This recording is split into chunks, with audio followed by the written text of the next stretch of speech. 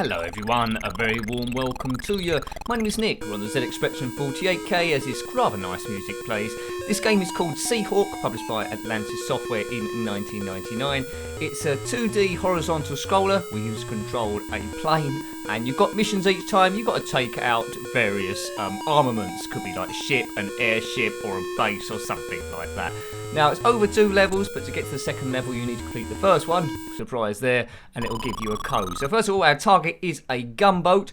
I'll try and play this properly, but if I don't get on very well, there we go, then we'll put a cheat on it. Now you need to collect fuel each time. You'll see down the bottom there is my stats. If you press fire down you can do a loop to loop, fired and down you can do a bomb to bomb, those sort of things. Now you can take some direct hits, but your energy will go down gradually. When it goes down to 0 or nothing, then you're doomed, and you see it's gone down a little bit there. I think that's that on 70. Hooray! So it's good graphics, it's moving quite well.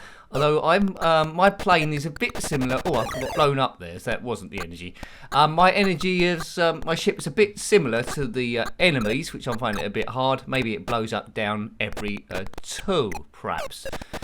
Oops, kaboomed again. We're dying tonight. So would I have liked this back in the day? I think I would have done, although it's a little bit tricky. Let's see if I get off level 1. So it's called Seahawk. If you had this one back in the day, let me know. There's not much of the sky to manoeuvre around because a lot of it's taken up with the rest of the screen. Did I destroy that thing? I wasn't paying attention. Hope so. Then I'll be on to level 2. I am. Stage 2. Well, I won without even trying. So then we get to our HQ. And don't fly into trees. That's the worst thing you can possibly do. So it's nice music, isn't it, for the 48K? Anyone can make a mistake. Well, that's game over. Let's go in again without the cheat on it. Target 1, the gunboat. We've done it once, so we should be able to do it again. So, what can we say so far? It moves okay, although it's a little bit jerky. Not using up much of the screen. Graphics are okay. Right, but yeah, it's okay, but I don't think I would have liked it a great deal back in the day, despite it being an okay sort of game. I think it's a bit too easy to die in the thing. Atlantis did quite a few games. This one didn't have a sequel that I'm aware of. Bomb the base across this place.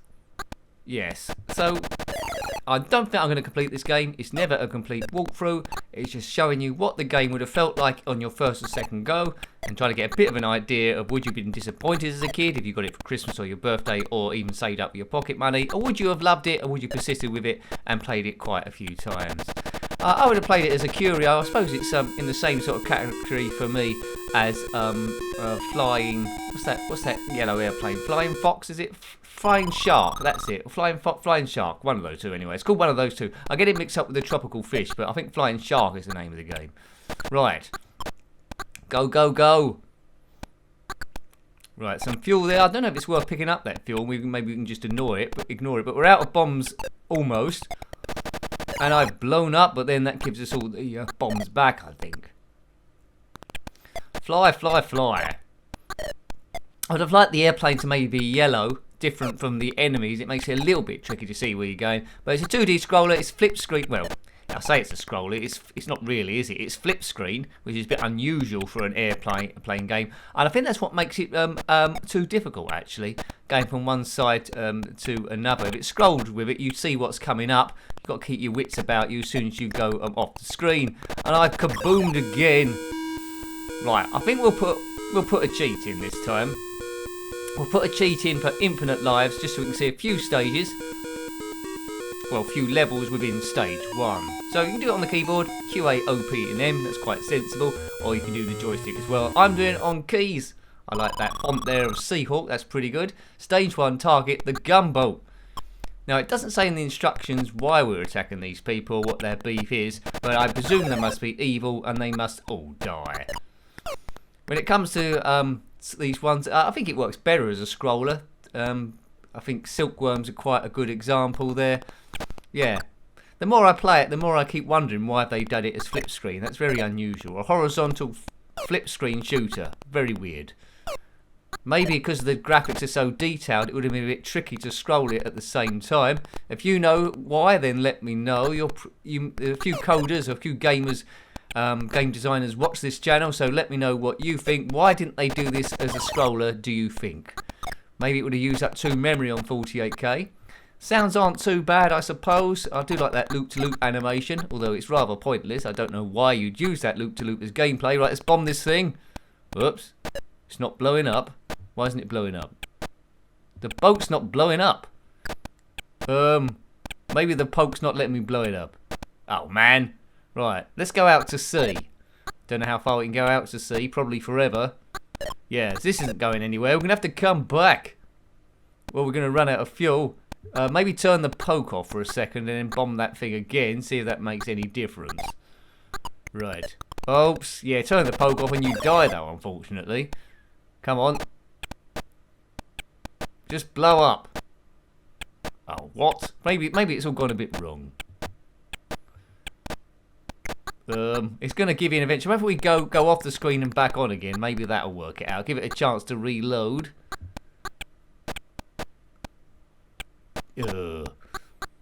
Crazy boat time. You don't want to do a game where the enemies have got a poke on it and they go invincible. Right, we've gone back 2 screens this time. Let's see if that helps. I hope it does. I can't see why it would make a difference, but anyway, it might do. You never know, do you? Is this boat going to blow up or what? It's not going to blow up, is it, folks? Maybe you can do some positive thoughts to get the boat to blow up. But this game is starting to annoy me a bit. Attractive as it looks. Might turn the poke back on in a minute if it's not going to work anyway. Oh, look, there we go. Good. It finally gave in. 400 points there. So I don't think that was a game flaw. That was because I was trying to cheat on it. But we'll keep it on. Stage 2, that power unit. Fly, fly, fly. It's just like a biplane, isn't it, really? It's not any, like, crazy jump jet or anything like that. Right. Fast forward. Fast forward. I'm not sure what else has come out on. It's the sort of game you expect to come out on the Amstrad CPC or the Commodore 64, but I don't know for definite. If you played it or seen it on any other system, then, of course, let me know. Or, indeed, similar games. What's that S do? We'll never know. We might know. I think it might have given us some, I don't know, health or a shield or something. I don't think there's a smart bomb, which I can make out. Yes. I'm mucking about with the infinite lives poke, as you can see. I mean, those fuel things, you have to be a bit delicate to get those. Oh, I got that one. Well done. Maybe the game's coming at me a little bit. But let's just see. I mean, the scenery's not varying from stage 1 to stage 2. Be good to see what stage 3 or 4. There's the thing we got blown up at last time. 1 bomb should do it. And it's blown up again. Good effect there at the end. 400 bonus points for us. Hurrah! A big hurrah. Put hurrah in the comments if you just want to put hurrah. Hurrah! Right, stage 3, the oil rig. It must be an evil oil rig or else we wouldn't destroy it. Stage looks very, very similar yet again. Same sort of graphics, same sort of colours. It's not really interesting me. I mean, a good thing with games is to try and progress to new bits to make the kid want to progress to see what comes next. Quite often with the ZXspectrum, it would change the colours, particularly in racing games from stage to stage. Here it's just staying exactly the same. So I don't think I would have persevered with this one to complete it. I might have done the first few stages every now and again. I wasn't over familiar with pokes back in the day or how to input them. You have to be a little bit cleverer than you are nowadays. Yeah, so I probably wouldn't have seen this bit. But I don't think I'm missing out a great deal.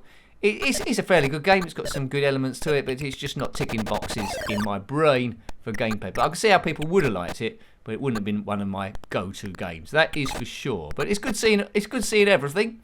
It's one of the better ones from a coding point of view. It's quite nicely done. Nicely done. Yes. Right, I got that fuel, but I exploded, so I don't know if I'm going to benefit from that.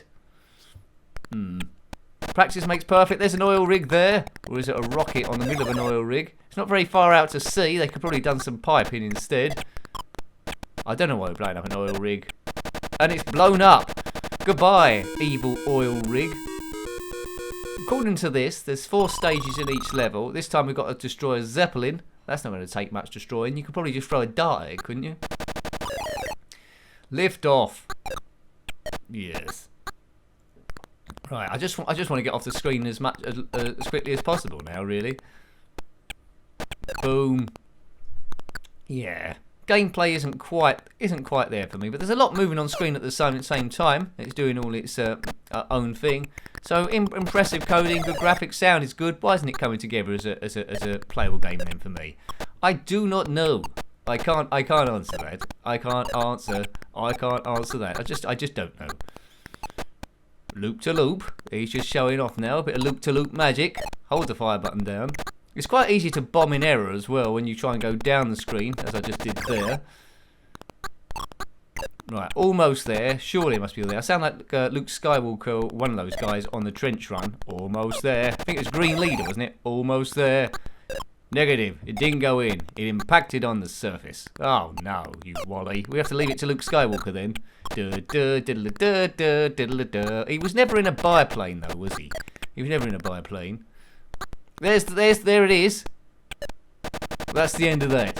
Well, that was exciting, wasn't it? Much more exciting, probably, without the Pokemon. But anyway, there's the code for level 2. You have to reload it and then type that code and you can't go back, so it's a full reload. So, hope you liked having a look at that one. It was okay in a lot of elements, but it just didn't come together for me as a sensational game, but it is pretty good. So, that was Seahawk on the ZXspectrum 48K, published by Atlantis Software in 1990.